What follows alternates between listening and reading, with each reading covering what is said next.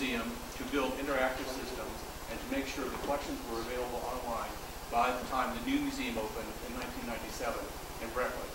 Barbara's laughing because she knows that we had been thinking about this project for years, but we didn't get the funding and the go-ahead until 10 months before the museum opened. The trust pulled the trigger and said, okay, we want it all done. So we were, you have to now think for a second about what we had 15 years ago, or about, more importantly, what we didn't have 15 years ago. So we started, and this diagram is shorthand for the two major things we had to do inside the museum. We had nothing. We had no digital catalog of the collection. We had no digital images. We had no technology to put that stuff into. We had no idea of how that was going to be coordinated and get squirted out to the public in at least two places. One was on a system inside the galleries, and one was online. And so we didn't really, at that time, in 1995, have any models to look at to say, how do you do this? And so, not very far from where I think you are now, we did two things. We made a cataloging department. There was nothing in the museum. I mean, you'd think there would be a cataloging department in the museum. Nobody was cataloging collections. The curator said, well, you know, the registrar does some of that. The registrar would say, well, the curator does some of that. And they both would say, well, the education department does some of that. And so we literally had to reorganize inside the institution to bring together this notion of public catalog interpretive material that would be sent out on its own. Not the kind of stuff that you have in your file and you expect someone to call you up and then you're the mediator. This is out there, unmediated, general public access. And we had to figure out how to get images of the collection. What size, what quality, all those questions were completely open. And today, 15 years later, there's a lot of experience that gives you guideposts in what to do with that. But the critical things that we did were those things that this diagram in a way illustrates that were under the covers. Nobody saw, but it was pulling teeth, trampling on people's territory. Everybody worried about losing turf to this new effort. What was it going to mean? The curator of decorative arts saying, I don't want any of my information public because I want people to call me so that I can tell them what I think then, because it might be different from what I thought yesterday. You know, so this, it was completely lunatic. But on the other hand, we had the benefit of 10 months from start to it's got to be done. And so we were able to say, we haven't got a choice.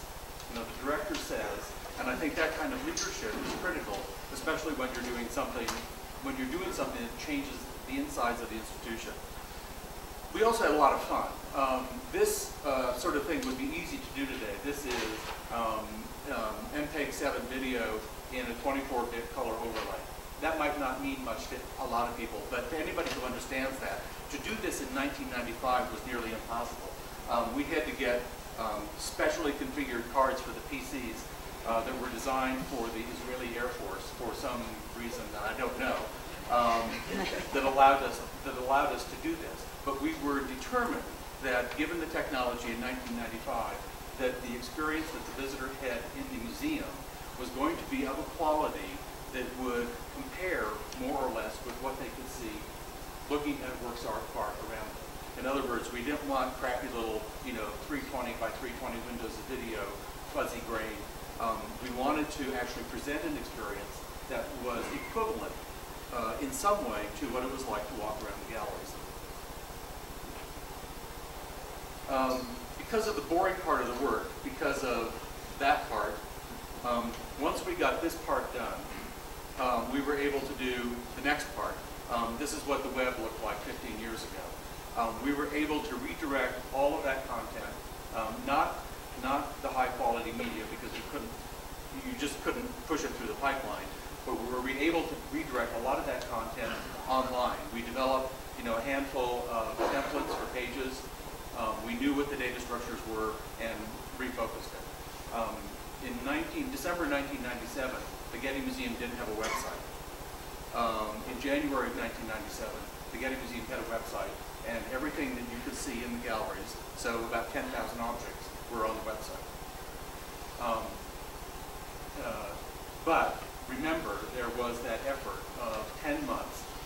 What we did literally was to hire 20 people to put their butts in chairs, to digitize, to write, to interrogate curators and educators, and pull all that stuff together. Those were 20 people who were there for a year, and then they left. And the cataloging team went back down to 2 people. And we put in place a plan just to be able to keep up with new acquisitions, with rotations in the galleries, that sort of thing. So the bar went way down in terms of the amount of work that had to be done. But when we looked at it at the beginning of the project, we all said, 10 months? I didn't think so. But the 10 months, it turned out, was really an opportunity. It really said, you know, you haven't got a choice. It said to everybody in the institution, you haven't got a choice. There were 2 things that we had at the Getty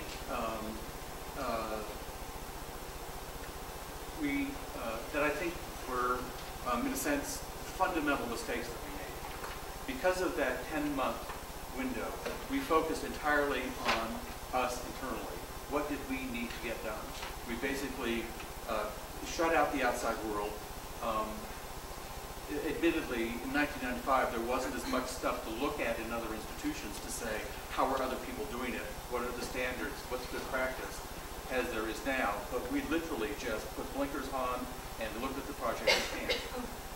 That was one thing. The second thing was we were well funded.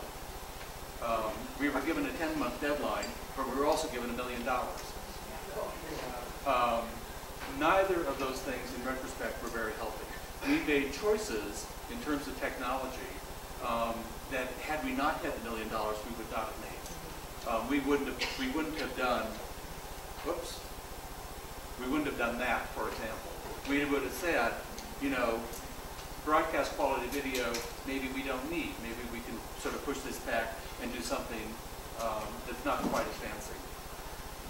So looking back from here to there, we were asked to say, what would we have done differently? If we could start all over again and turn the clock back 15 years, what would I have done? What would I have thought about?